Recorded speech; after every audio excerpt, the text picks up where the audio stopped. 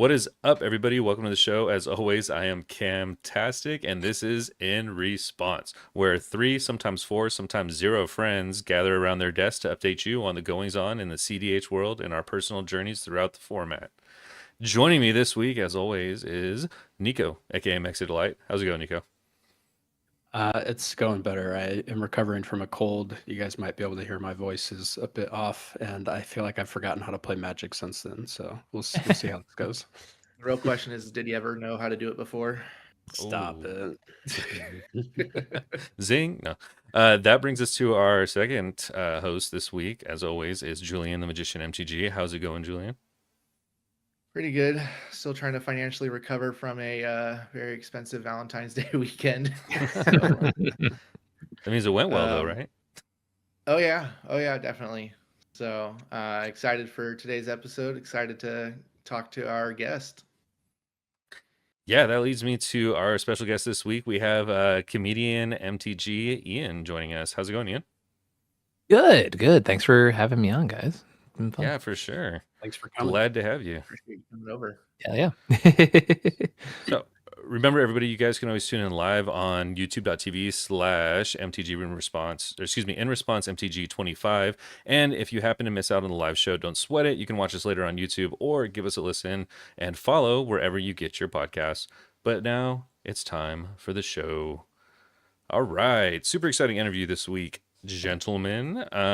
Ian, why don't you give your little your intro here, your spiel, your elevator pitch to everybody?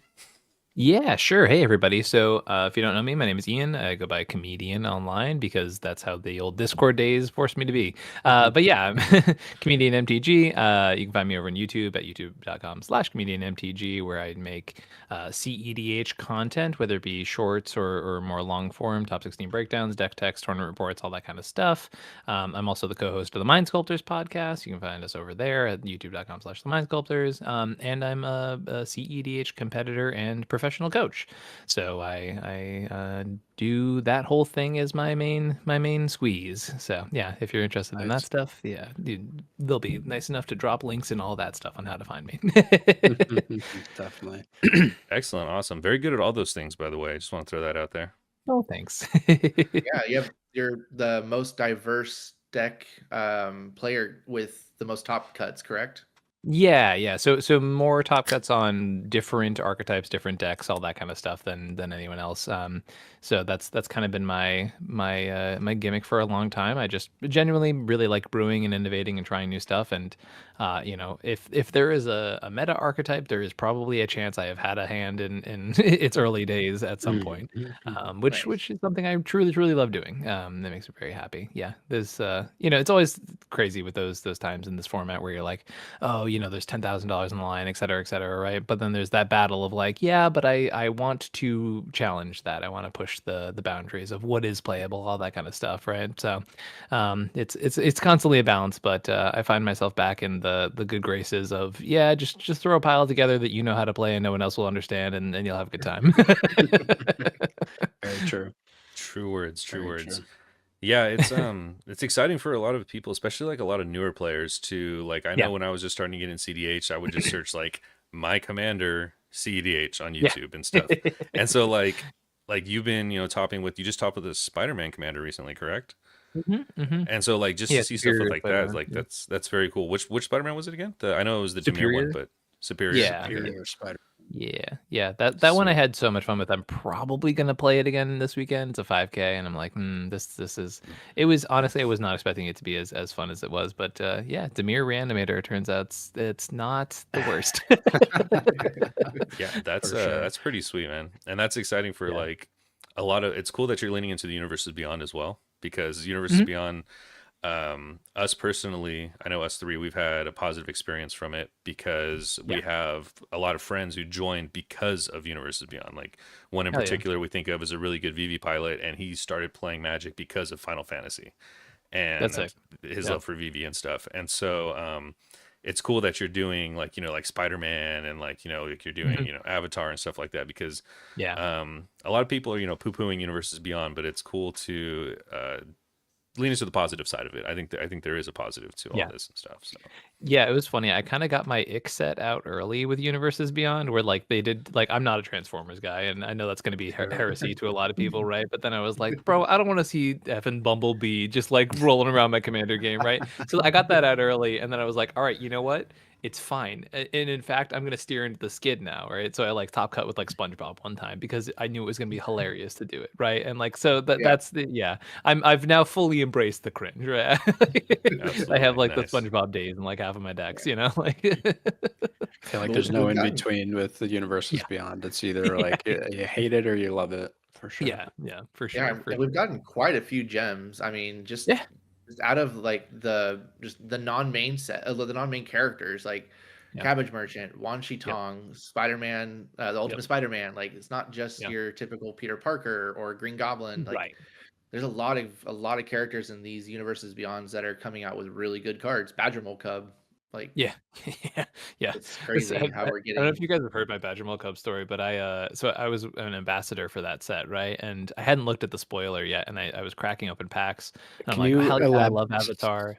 Sorry, What was can you elaborate on ambassador for the set? I don't Oh, understand sure. what you Yeah, mean. yeah, yeah. An MTG ambassador. So I've with Wizards, they'll essentially send us product, and we'll do coverage on like the new sets. We'll get information and stuff like that a couple weeks or maybe Cool. even a month early, and we'll make content and stuff. And they essentially give us resources to make content for the set, and we in turn make content for the set, which is what we're going to Okay. do anyways. So it's Yeah. a very synergistic relationship, right? So. Yeah.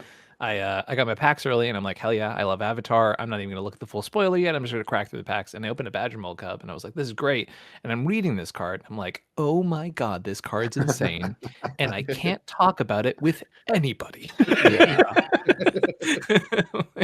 Like, yeah, literally, my face for like a month. I'm just like, yeah. These cradle decks are pretty good, huh? I wonder if they're gonna get any upgrades. Just like beads of sweat coming down my face. For real. Why is Ian building so much cradle all of a sudden? This is crazy. Yeah, This is like insider trading. yeah. That's pretty that's funny. wild. I bet. Like, oh man, yeah. I can't imagine having like that kind of like impactful card. Like, I heard like a similar story. I forgot who it was that spoiled Fatal Push when that first came out, and they were like, Yeah. yeah, man, we gotta keep this on the low. Like, this is like Yeah. some serious shit right here. Like, Yeah, agreed. So we asked this of all of our guests. So Ian, how did you get into Magic? And what Yeah, was your so progression to CEDH? Your yeah, origin story. I was a camp counselor, funny enough, in my freshman into sophomore year of college. And it was cute because it was like this camp I went to as a kid, right?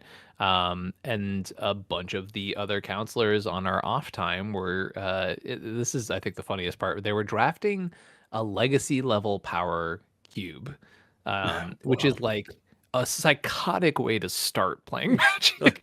here's some heroin. Want to try your first drug? Yeah. Right. You're not wrong. It was very much that vibe, right? And I'm just like, yeah, I don't know, man. Like I remember specifically like not getting the concept of ramp when I started, and I was like, okay, yeah, okay. So this 1 mana rock, you're saying Soul Ring, okay? But it taps for 2. But if I'm gonna put mana in there, like what? I don't get it, right? Like that math was just not clicking, man. And yeah, we kept losing to the guy who would be like, all right, here's a turn 4 Terastodon, and we were like, yeah, all right, like nice, dude.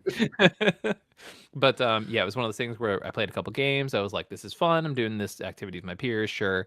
And it was like kind of the first time I had real money too. So then, of course, the immediate like, oh, well, I can enjoy this new hobby and not spend a ridiculous amount of. And then I Not spent a spending too ridiculous much amount of money money. on This it. Yeah, is- right. Yeah. How long did that Easy. last? No, not very long, not very long at all. Yeah. And then I came back home and found out my best friend from high school was also like, oh yeah, I've been playing Magic since I was 8 years old. And I was like, get out of here. What are you talking about? Like, how have we never talked about this? Who is this person? And so, yeah, exactly. I was like, and then it cemented it in immediately. And it was definitely one of those things where I think I was getting like backhanded compliments with my friend, and he was like, the way you build decks feels like you should play Commander. And I was like, okay, sure. And it was like, for me, it was like all synergy piles of nonsense, right? And he was like, yeah, go play Commander. Like, that's going to be your thing. And so I played casual Commander for years and years and years. I want to say I started Magic in 2014. And I picked up CEDH, I want to say around 2018, 2019 time period. And it was one of those things where I would show up to the LGS every week. I was building decks, and I remember building like a mono blue wizards deck that was like, I don't even think it was like technically high power, but it was just like the synergy was really well, and it kept blue interaction, right? And so we had a guy who was like fringing on CEDH with his Najila deck, and he was like, "Hey, like you are one of the few people in this store who like knows when to interact with things and like all this kind of stuff, and you play really interesting decks. Like, try CEDH out." A bunch of us have started picking it up from time to time, right? And I was like, "Sure, man, whatever." So I like to say I'm Gen 2 CEDH, right? Because I think Gen 1 CEDH was the people who like made the format, which is like I'm so grateful for them, but it was because they were too busy pump stomping other people. And so like I came in right at the start of Gen 2, which was like, partners were still kind of brand new. The format was starting to be a thing where it was like, oh no, people do this. Like this is a thing people do. But it was pre-COVID and like the CEDH boom, obviously. I remember there's a Philadelphia tournament back when I lived in Massachusetts, and we all drove down for it, and it was 64 players, and we were like, "Oh my god, this is the largest in-person CEDH tournament ever. This is great." So many people. Yep. How Yep. are there this many nerds in one room? We were like, our little sub format. Look at that. It's got a real tournament on his belt, Look what we coordinated. This is amazing, guys. This is Yep. Now we have one of those multiple times a weekend, which is insane. yeah, it really is insane to think Opposite about ends that. of the country. Yeah, exactly. Yeah, so cool. it's been really cool, like growing and evolving with this format. I started it. I actually got into content creation really quick into my CEDH career too, because I did the CEDH cast before I did my own channel. With many people don't know him at this point, but Braden, who was like even an older CEDH player than I was, right? And yeah, so definitely times have changed. A lot of stuff's happened, but yeah, happy to be here. Love this format. It's so much fun with me. And it's like the older I get, the more I'm like, oh, there were roots like going out through all time that I like. I've always loved social deduction games, right? Like Mafia was my favorite game as a kid growing up.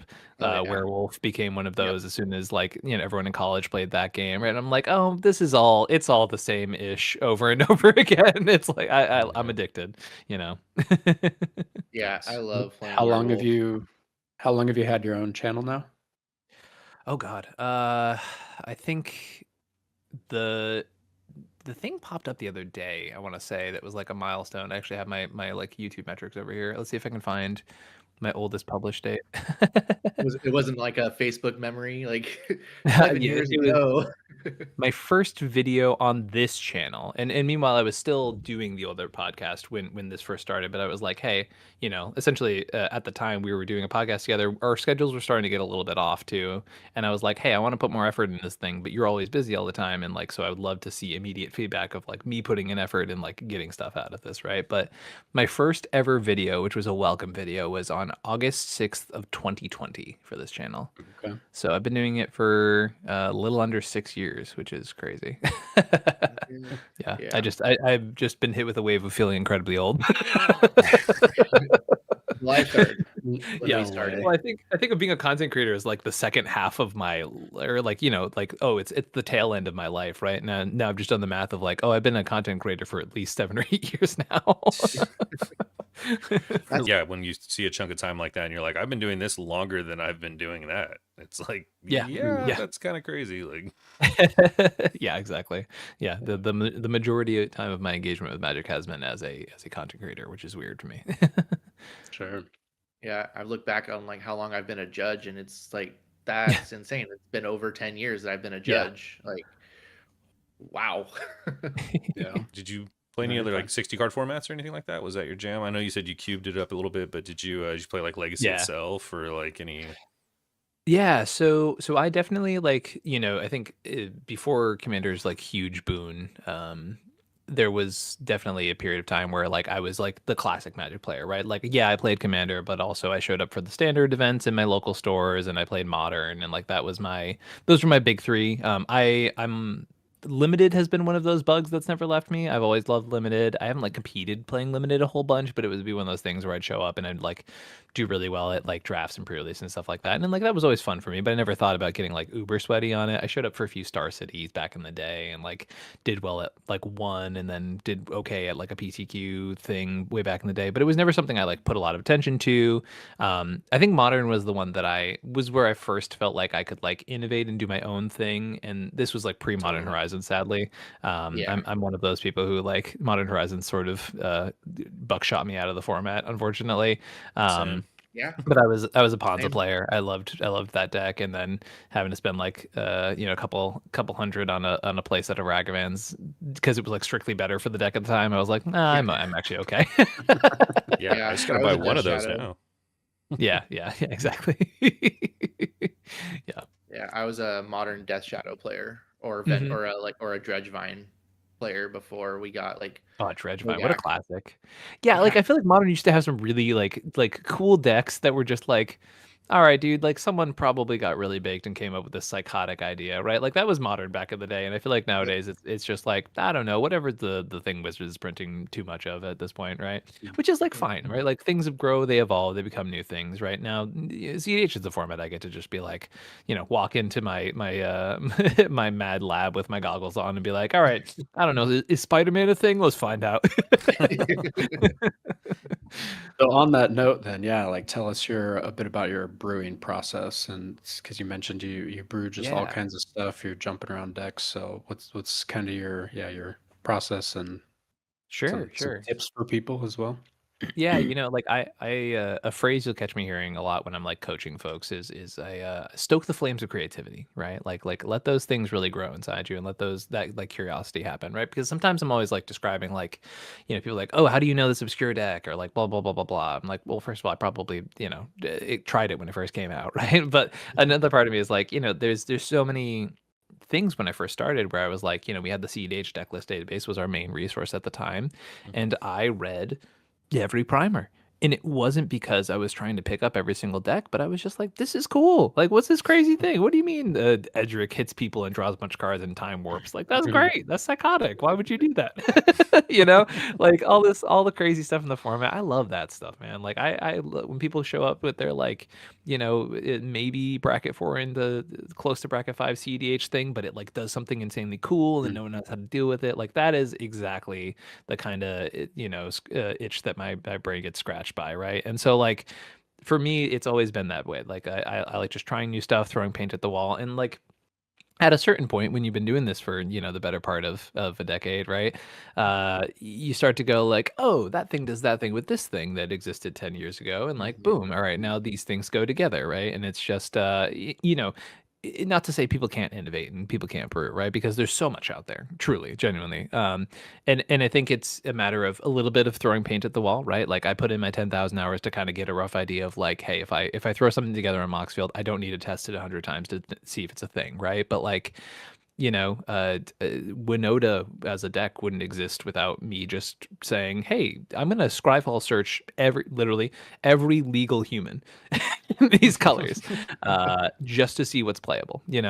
And that was a curiosity itch that I scratched because I was like, "This card seems like it does something kind of broken. Let's find out." And then it terrorized a format for a year and a half, and now it's Still is. on a recursion, maybe a little bit That's after Theorizing our dying terrifying. pretty meta. hard. Yeah, Yeah, one of Yeah, our I've locals. seen. Yeah, he's been Carlos. killing it. Yeah, Carlos been killing it. Yeah. And then Tim Gold Sabertooth also just top forward this last weekend with it as well. So I'm like, Oh, I think she's maybe on a bit of a recovery path, which is, I yeah. mean, that's all I could ever personally ask for. She kickstarted my It's one of your career, right? children. Yeah, yeah. She's all grown up now. Yeah. I mean, the Moxfield list.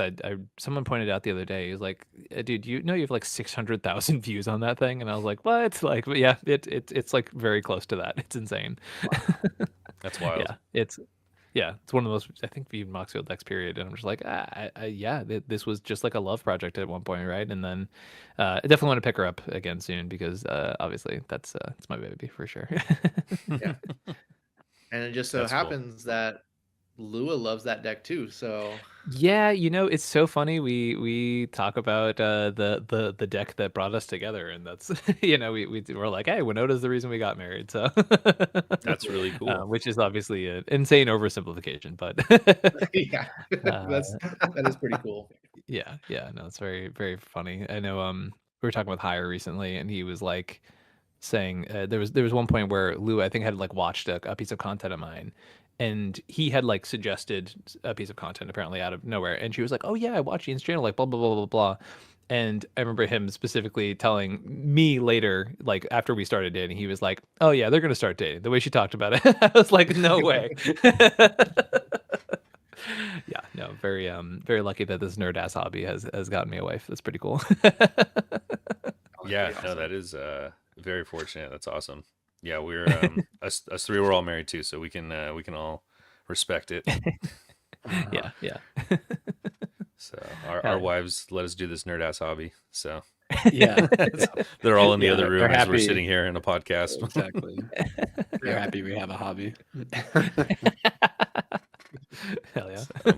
So you got married recently. That on a more personal note, Yeah. congratulations. That's very exciting. Thank you.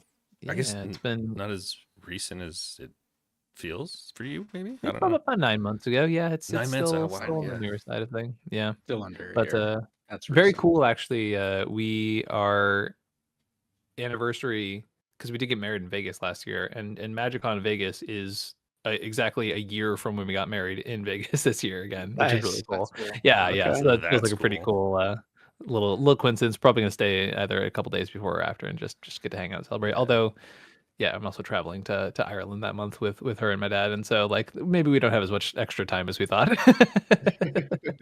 Hell yeah. That's cool. I don't want to drag on the channel, but we'll have to chat afterwards about Ireland. I took Yeah. a lengthy stay there. I spent a summer there in 2011. It's Oh hell very, yeah, that's awesome. very beautiful country. We went all around it, and so Yeah. it's awesome. You're gonna have a great time. That's awesome. If you haven't already Yeah, been. I'm third generation, so my dad's been trying to take Oh, me for like a decade now. Yeah. Flannery, yeah, Time to go. Yeah. Oh Yeah. dang. What gave it checks away? out. Oh, yeah. Yeah, I MagicCon was Vegas is gonna. going to be good this year. We're pretty excited. We're going to be trying Yeah. to expand the group here and the podcast Hell and yeah. everything. But we'll have to see you guys there. Go ahead, Yeah. Julian. Oh, I was gonna say, kind of touching on your brewing skills. I know that we met for the first time in person at Cosmic Crown, and you were playing Maryland. Yeah. How did you feel on that? Because I know that you did it. Did you take it to one other tournament afterwards, Yeah. or was Cosmic was it? Okay. Yeah, so how I brought did the that feel for Cosmic. you? Yeah, and it was 7 points in that 5 rounder, and like that was a little rough. I think there were some games where it felt like just I wasn't gonna win those, right? Like the one where I got turn 1 winds of changed on the play by the Karksaka player, and my Gee. hand was like 5 lands at a demonic consultation, and I was like, listen, I know I'm not winning this game, and that's okay. But it definitely felt like a bad beat, and I knew all weekend I kept being like, oh man, I wish I had more interaction in this deck. I wish I had more interaction in this deck. Wish I had more interaction in this deck. And so I sort of gutted the package of it, because I was also like heading out to California. I traditionally expect like a Grixis core, right, to be sort of what we see a lot of from folks. But then this time around, it was definitely not that, right? It was a lot more diverse decks. There was a lot of stacks was really big over the course of that tournament. And so like the diversity in the decks definitely like took me for a loop. I got the meta read totally wrong, right? So I basically bring this anti-Grixis deck to a tournament which I played one blue farm and like no other Grixis. Oh wow. Yeah, and so I have this whole like Necro package and Adnaz package that's like literally meant to like beat up on those decks, right? And so that fell apart and didn't quite work, right? And so 2 weekends ago, at this point, I want to say, yeah, 2 weekends ago, I brought it to a local like 30-ish person tournament in New York and ended up winning the whole thing. So that was pretty good. And so I gutted that whole like Adnauts, gutted the whole like Turbo Necro, got rid of all the Mox Opal package, all that stuff, and then just jammed it full of interaction, like Commandeer, Misdirection, Snuff Out, like just truly the most oppressive pile of cards. And then also supported by like the clean food chain wins and all that kind of stuff, Yeah. right? Because at the end of the day, you just got to play at the pace of your strategy, right? And it didn't really line up with how it was originally playing. And I said, hell yeah, like if we're gonna ask me to play more interaction, then you bet I will. And so that's kind of where that ended up. So I'm glad I got a revisit on it. I got to retry.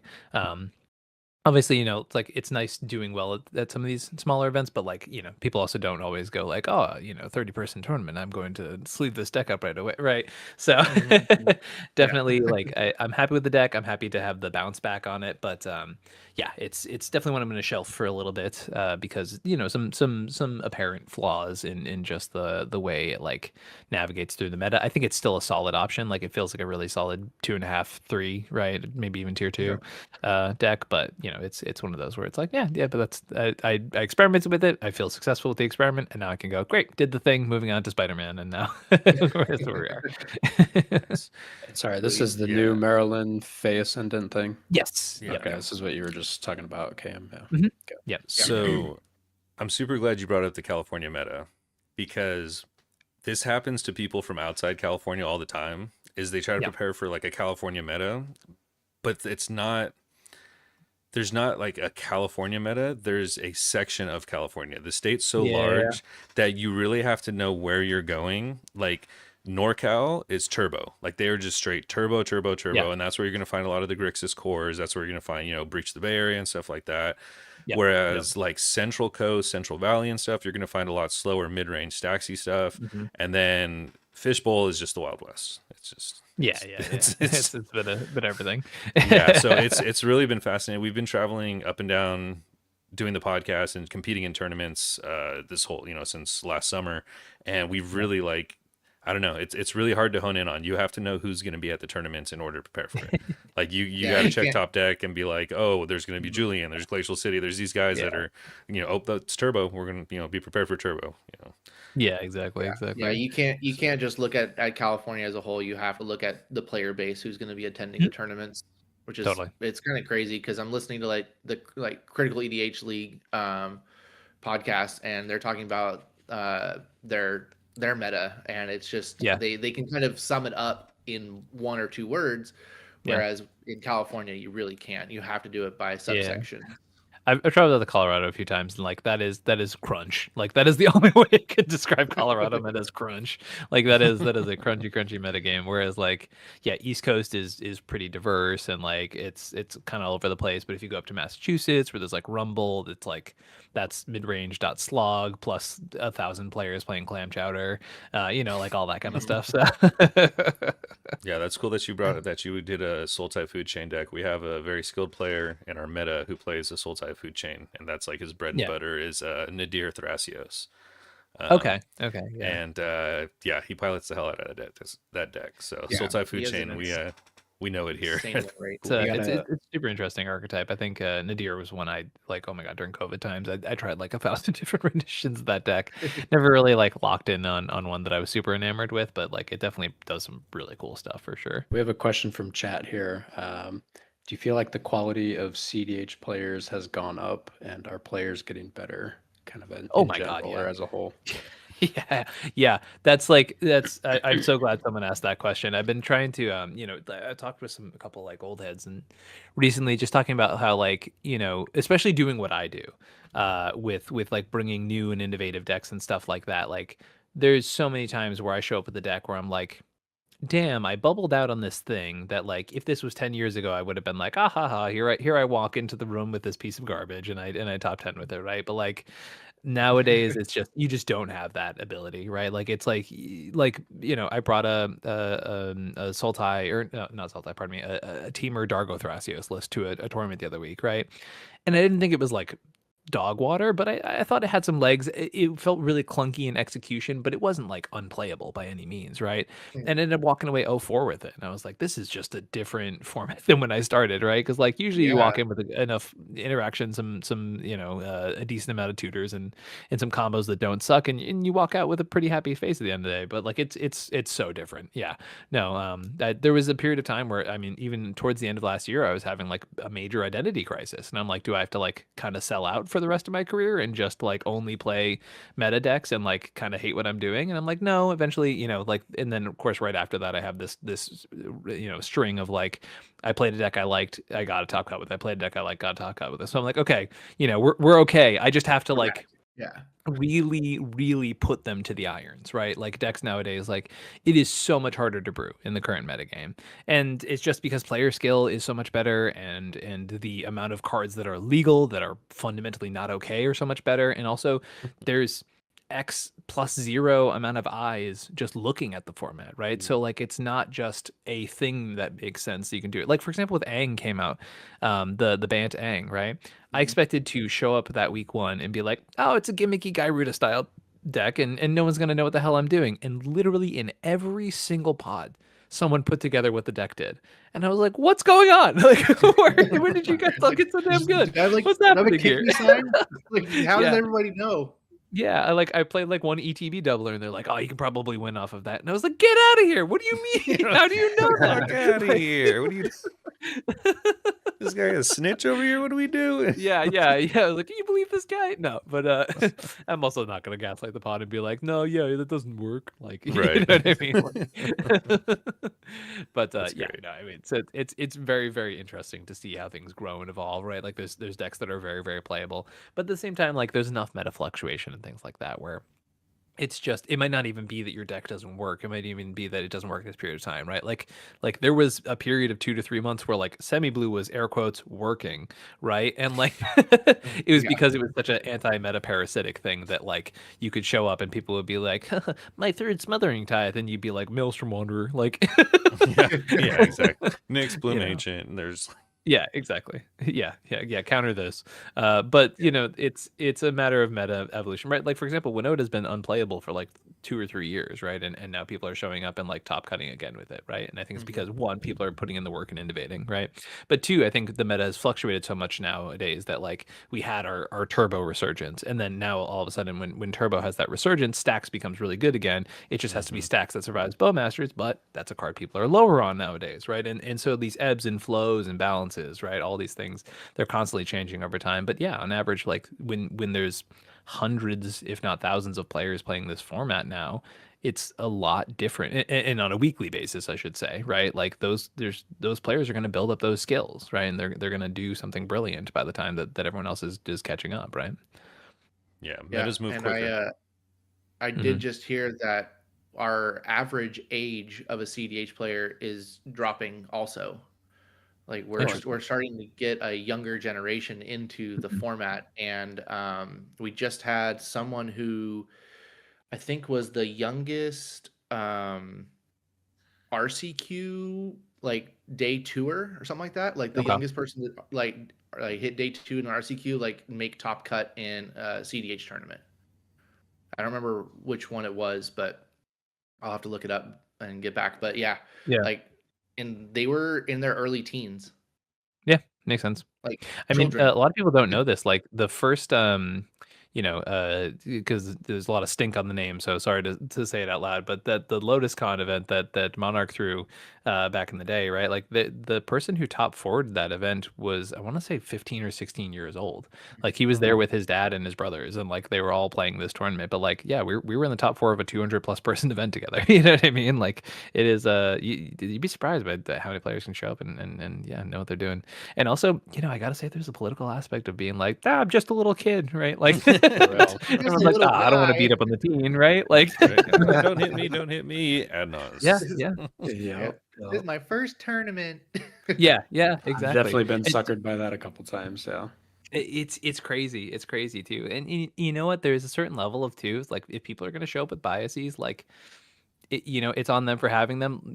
Feel free to exploit them, right? Like I've seen female players do the same thing where people walk in, they're like, you know, bunch of guys in the room. Not that I think this is okay at all, but like they're underestimating them as soon as they walk in the door. And I've coached them and been like, listen, if they're going to think less of you, great, let them do it for the game, and then walk all over them, and then walk away with the match slip as they seethe. You know, like And shout out to I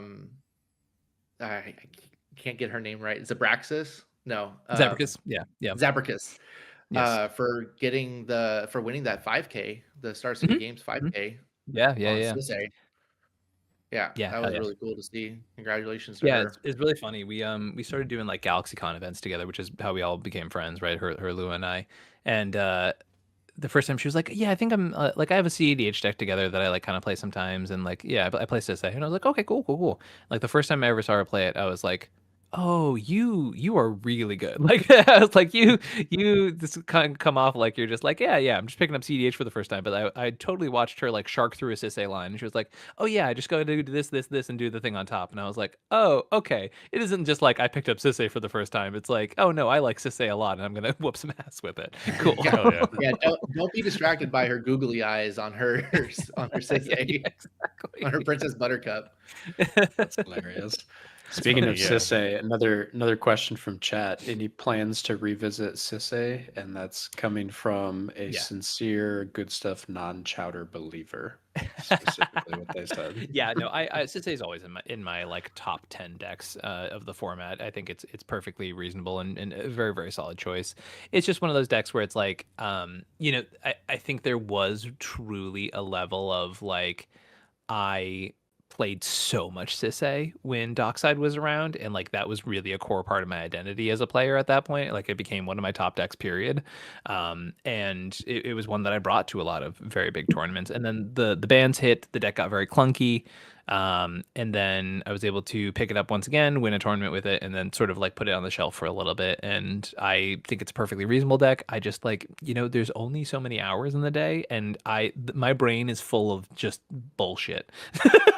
And like, you know what I mean? Like I've had this Zelix background commander deck that I've been trying to build for like 100 fucking years. And like, all of this random junk that is just flowing through here, right? And then so just like, yeah, Sissy's a deck I love. I'll probably pick it up again. There's so many good pilots who are doing really well with the deck. And so I'm just like, I want the stuff that everyone's like, that shouldn't function. And I'm like, I want to do that. Like You figure out that Zelix deck, I'd be curious. That's oh, that dude, one. it's yeah, that's I'm always that's a a fan of that's mill a stuff myself. at least a dozen hours on that this archetype in general. I've tried them with like multiple different backgrounds. It's like it's so close. I'm like very almost there with So that deck. Detox by Nice. Dr. Dre. It's coming out, I promise. Yeah, exactly.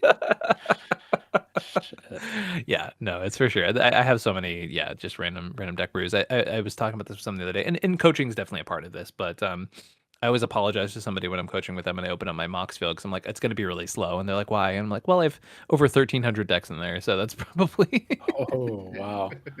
yeah. That is quite a few. I thought Yeah. I had a lot. Yeah. Yeah, it's the combination of once again doing this for 6 years plus was playing for Yep. another 2 years on top of that plus as Yeah. mentioned I do a lot of coaching, right? So I'll make copies of people's decks and things like that, and so yeah, there's at least probably 600 in there that are at least coaching, but Sure. That's cool. So let's get into some like politics stuff. What do you Yeah. think about the recent ban hype that ended up being nothing for, CDH players? What do you think of like some of the cards that maybe should or shouldn't get banned? Sure. Bowmaster, Heuristic Study, Hexing Squelcher, that kind of stuff. Yeah, so I definitely come from the period of time in which we accepted that bans were never for us, right? And like that is the sort of camp I come from, right? And I think it's the correct one to accept if you're going to be a CDH player, right? At least that's once again my opinion, but I've just been doing it long enough. Maybe I've been gaslit to believe in this, but sure. It's people are going to be banning for a casual format, right? To be honest, if I'm being frank, like I think when it comes to ban season, people show their whole ass. It really is like probably the worst time for CEDH players as far as public image goes. It truly like I love our community so much, but it really does bring out the worst in people. And there's been nice moments, there's been highlights. Like Max P had a very very well thought out response to the most recent round of bans and all that kind of stuff. And there are highlights that exist, but it really feels like the most angry subsection of our community just wants to yell about how banning Dockside was a giant mistake and stuff like that. And meanwhile, for me, I'm like, I was, I'll share a metaphor. I think the format of CEDH as a whole has been often described to me as like this giant ship in the middle of the ocean, right? And it's not like a car. You can't just like turn the wheel really hard and have the car turn really fast, right? Like it's a big ship, right? When you spin that wheel, it takes its time to carve through the water, right? And to be honest, before the Dockside Jeweled Lotus Mana Crypt ban, Nadu ban, the format was going in a place in which I was like, hey, I don't think we're lasting 6 months. Like, I think this format is going to implode on itself and become a 3 to 4 deck format in 6 months. Like, new sets will not matter, et cetera, right? And then the bans happened, and I was like, oh, thank God. Like, they just at least put a delay on the apocalypse, right? And I wasn't very loud about that at the time because people were so angry and in their feelings and things like that I was like, you know what, let them do their thing. But like, this is something I truly believe. Like, I genuinely believe I would not be playing CEDH if the format hadn't changed at that point, because it was a format in which it was Blue Farm, Rogsai, Kinnan, and Nadu, and that was it. That was all that was really playable, and then some other stuff could squeak in every once in a while, right? And so when it comes to bans and things like that, I think, yeah, obviously I've definitely expressed opinions and things like that online, publicly, all that kind of stuff. Like, would it have been nice that cards like Hexing Squelcher had never been printed? Yeah, absolutely. I think that card is dog shit. Every time it's come up in a CEDH pod since it's been printed, it has ruined the game in some way or another. I think it's genuinely such a toxic card for the format. Does it need to be banned? Not necessarily. Is it an unhealthy precedent, and should it never have existed in the first place? Yeah, totally. I think it is like a lack of creativity. I think it is a lack of innovation. It is a generically good card for the sake of being generically good. And I saw someone comment on my Hexing Squelcher video being like, oh, he said the same thing about Voice of Victory. And I was like, I think Voice of Victory made the format fundamentally worse too, right? Like they both are actively bad for the format. Could be true. Yeah, like the win rate of Blue Farm post Voice of Victory printing did go up. Like, I don't know why people were kind of in denial of that. And they're like, oh, the format's fine. It's like, just because it's moving slowly in a negative direction doesn't mean it's not moving in a negative direction, right? So yeah, all those cards suck and they should go, right? But at the end of the day, like, if I'm gonna really like campaign on a ban, I still think Bowmasters is one of the worst things to ever happen to this format. I think it stifles innovation, which I think is a really, really huge part of that card. It's not, and one, the other thing is you have to expect people to play brilliantly with that card to really play it well. And you could say the same thing about stacks pieces, but it is a stacks piece at the end of the day. But for some reason, it's a stacks piece that people have gaslit themselves into believing it's a mid-range engine. And I don't really know why. But it really just is preventative, right? Like it just stops people, air quotes, super heavy air quotes there, right? Drawing a bunch of cards. And realistically, what it does is it just punishes people for playing creatures, right? Which I think is like one of the natural balances of CDH is the creature versus spell dynamic, right? Like that's like a fundamental core is its speed versus resiliency, et cetera, right? And so long rant short, yeah, I think like I'm still of the camp that Bowmasters could go and make the format just generically healthier in general, because right now what we are seeing a stacks resurgence, right? The rock paper scissors is starting to come back, right? It's not just turbo and mid range ebbing and flowing back and forth, right? It does feel like there's a little bit of the triangle once again, and I will say thank God for the pilots who have been going out there and like actually doing pretty decently with stacks decks, but it's so small. It's a portion of the meta, right? That can really get away with it right now. If I had my way with the format, like if I truly had full innovative control, all that kind of stuff, I think one of the healthiest bans would be you just nuke Tymna and Rog, and the format would be just infinitely more healthy. I think Tymna's actually ban the 2 creature cards. Yeah. Oh, yeah. Like just fully read out of the command zone. I think like honestly, any changes we make to the 99 would not be nearly as impactful as Tymna and Rograk just leaving the format. They're Thrasios, huh? No, I used to say the big 3. I used to say Thrasios a lot. But the more I play Thrasios, the more I'm like, this card is so fair.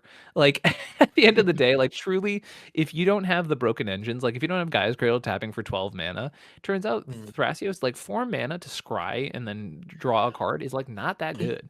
It's okay that it's unbounded, right? Like, but it's a rate that's awful. Like half of my training when I'm teaching people like Rog Thras and Yoshi Thras is basically being like, listen, the first lesson you have to understand about playing Thrasios is that Thrasios himself kind of sucks. So you got to just give him a bunch of booster shots that are like, here's a training grounds, here's a Gaia's Cradle, here's like, you kind of have to just support the living piss out of him for him to be good, right? But he's good when you do that. So that's kind of where I'm at with the Thras pile. Is it's just like I think like Tymna has been literally the top commander since it's been printed.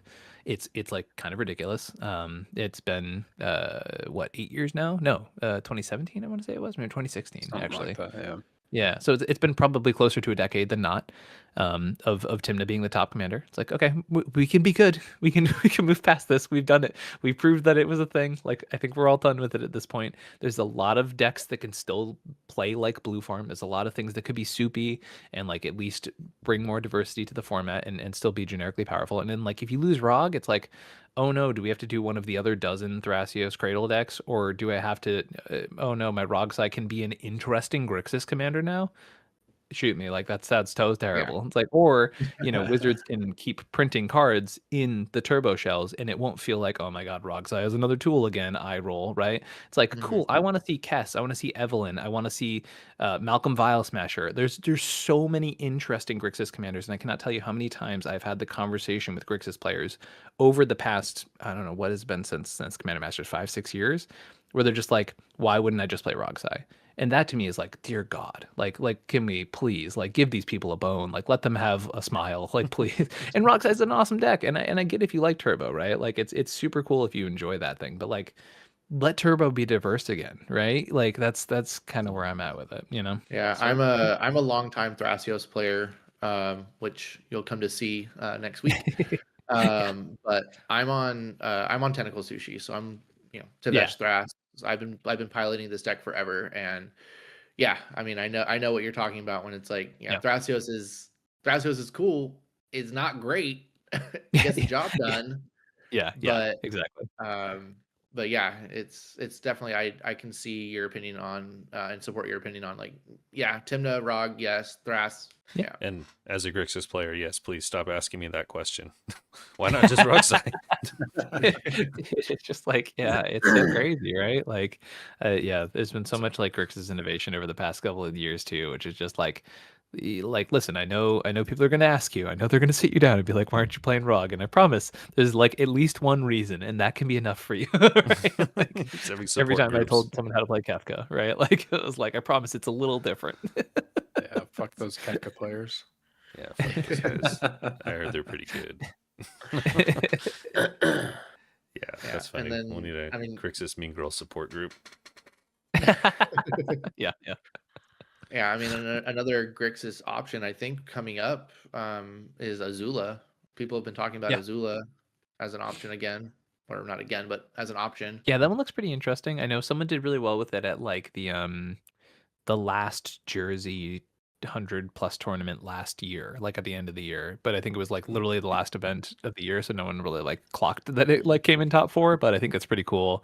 There's been like 1 or 2 other people who've shown up and like done pretty decently with it. I think it's a quirky commander. It's a little weird. It's a little funky, but I think it can do some stuff, Yeah, I think there's a Grixis player out there. Oh, sorry. No, I was just saying it caught my eye when it came out. So I think there's a Grixis player at Wizards. Like every Saturday, some little like it's like here's a Green Goblin, here's an Azula, here's they're trying. Yeah, here's Kefka. Yeah. Speaking of which, I would like to correct a public notion that I hear quite a lot, and I think this is very relevant. They care about us. I hate to tell you, there are not only CEDH players who work in Wizards. I have had confirmation from Wizards employees that they said, oh, I was wondering about the CEDH implications of this card that we printed. And guess what? If you noticed the set Dragons of Tarkir, did you notice there were a lot of CEDH content creators who were commissioned as ambassadors for that set when in the official documents, which they allowed us to talk about, they specifically said this set has a CEDH focus, hence Voice of Victory, Mistrise Village, etc. That was a set where they actively thought about us. So, for people who are like, oh, hexing squelchers for standard, they don't think about you guys. Not actually true. It was actively in one of the, ambassador directions for one of the sets that once again, that we were allowed to talk about as soon as the second event was like, hey, yeah, we actually are thinking about CEDH actively at this this point, right?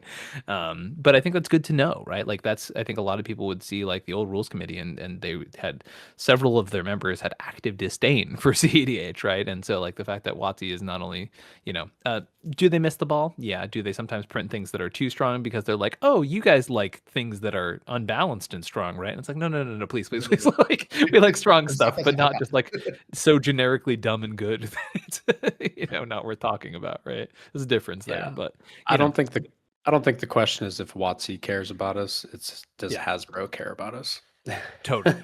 And to be clear, they don't care about anyone in Magic, so that's exactly. Not that I have any official stance on that, of course. That is just an opinion. Right. No, it's good to have.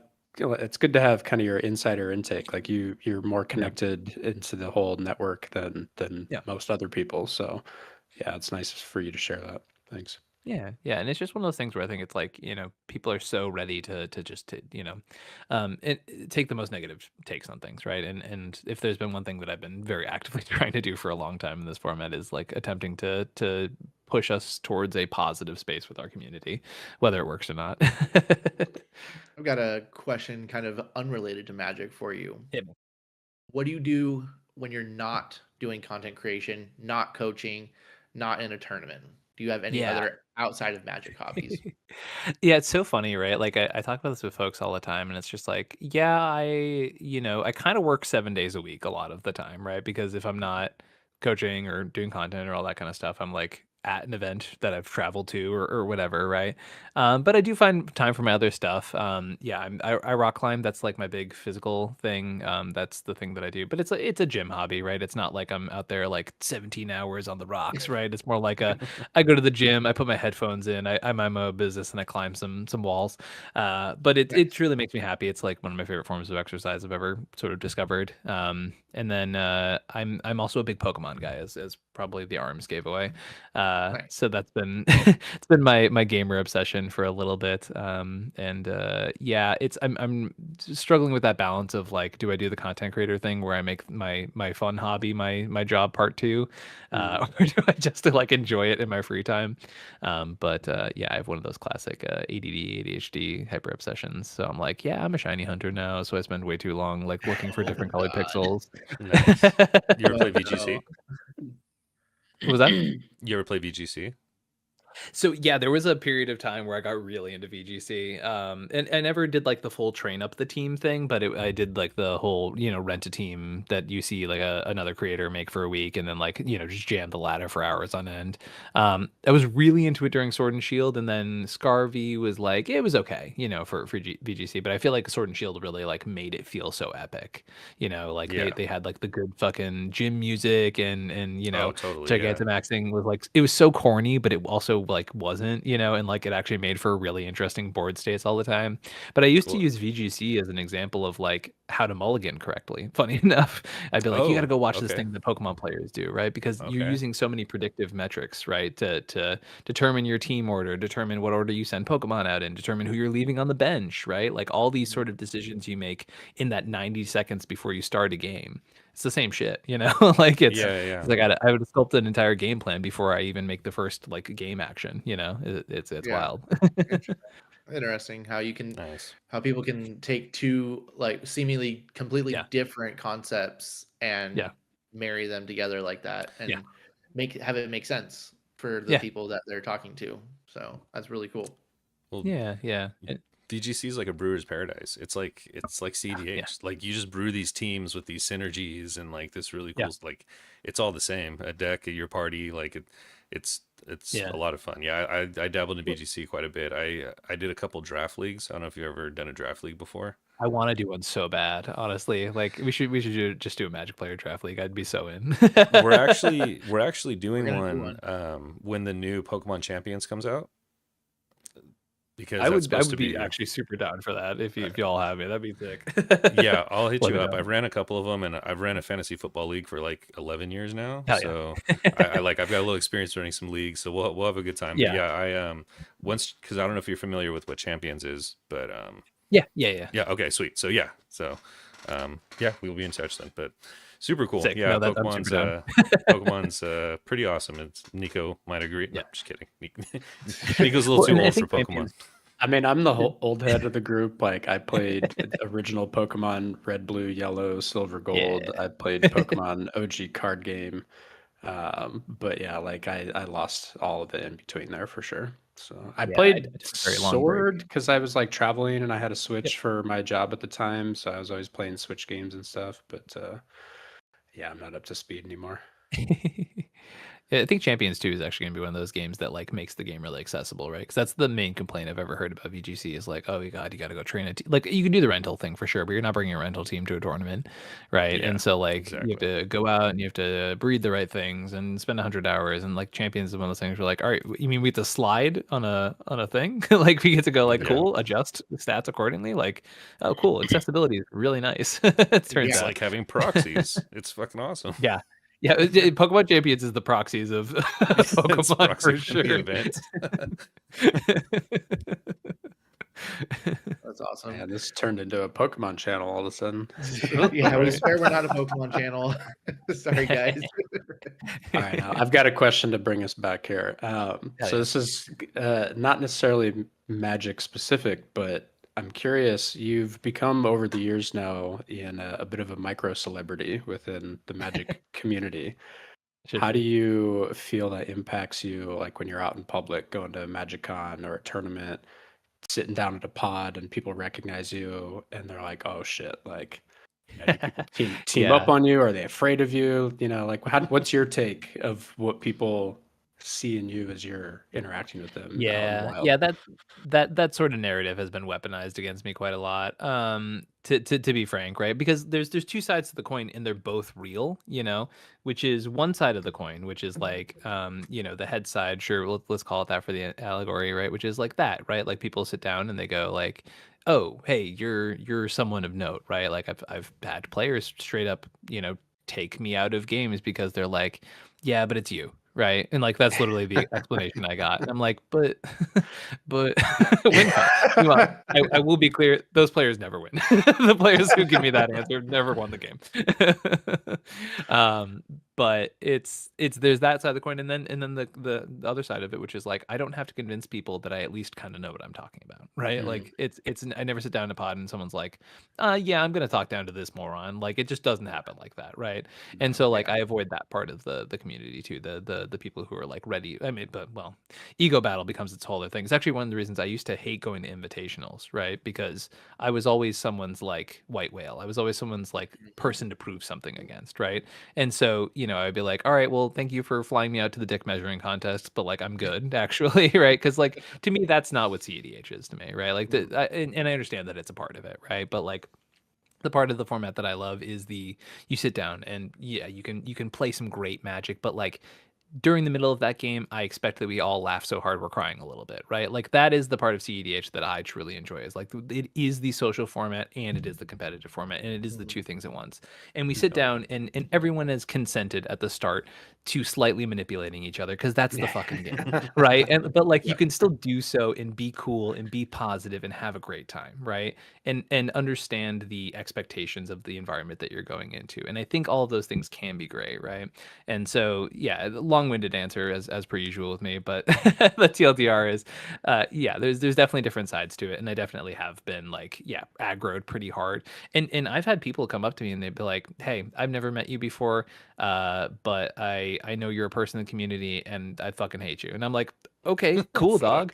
But I've also had and I've also had a ton of people who were like, hey, I only knew you as a creator, I did kind of hate you, it's nice to actually meet you in person, you're not like people say you are. And I was like, great, sure, I guess, man. Like Damn, but I've dude. also had plenty of fantastic people too who've come up and be like, hey, it's been a pleasure, I'm so glad we got to finally get a game together, et cetera, right? So there's a million sides to every coin.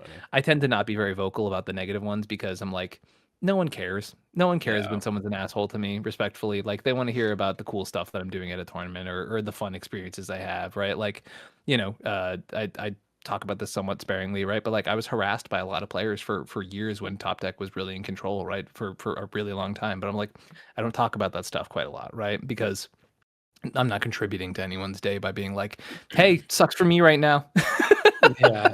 Right? Like, I'd rather just focus on the positive. I'd rather just try and like not let those people win. Like that to me is more what I care about for this community, and that's the stuff I'm going to push for at the end of the day. Yeah, that was something yeah.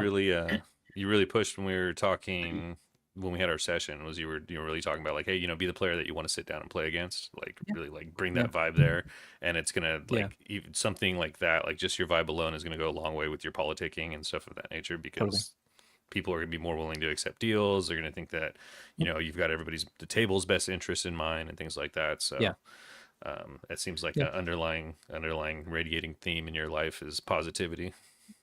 Trying, man, every day.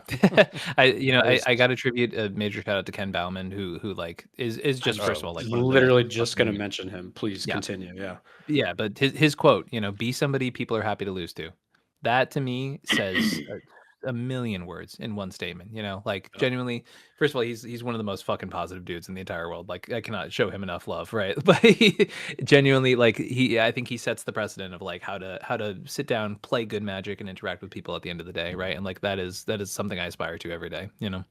When his Krakashima was popping off a couple years ago, and he was getting all the love and the hate from that, I was following his content quite a bit, and I heard him say that multiple times. Be the person that you would like to lose to and play again, or however it's phrased. And I solidified that in my head, while watching his content, because Cam's with me on this one. We built and piloted Krakashima to better learn how to play against it, and then we fell in love playing it for a while as well. So yeah. No, it's fantastic. I mean, it's such a roller coaster of a deck. I can't do it. I'm like I tell people this all the time. I'm mathematically unlucky, and I don't know how else to describe it. But like every time I play Krark, I lose like 80% of flips, and I'm like, please, I promise you, it's the classic luck of the Irish, which is like, for those who know, it's reverse, right? But people who are Irish are like unlucky naturally, right? And I'm like, I 100% believe in that. I'm like, I can never play Krark. Yeah. I can't play Kark because I can't let my interaction be decided by a coin flip. Yeah. I need to be able to know that at least what I'm putting on the stack is going to be on the stack. Yeah, exactly. I don't know. At Crown, I did see you mop up a board with a Krark and a gut shot, Ian. That is true. I was quite inebriated at the time, and I was like, "Listen, guys, I'm I'm trying so hard to find a win con, and all I can do is wipe the board turn after turn." I was like, "Please, anybody challenge me!" And it was, of course, they were all on creature decks too. And I was like, "Someone either win or please let me top deck the real card." I was like, "I'm trying. I want out as much as you guys do. I'm so sorry, but I'm also not going to let you keep these creatures. Gut shot loop. Let's go." Like, finish me.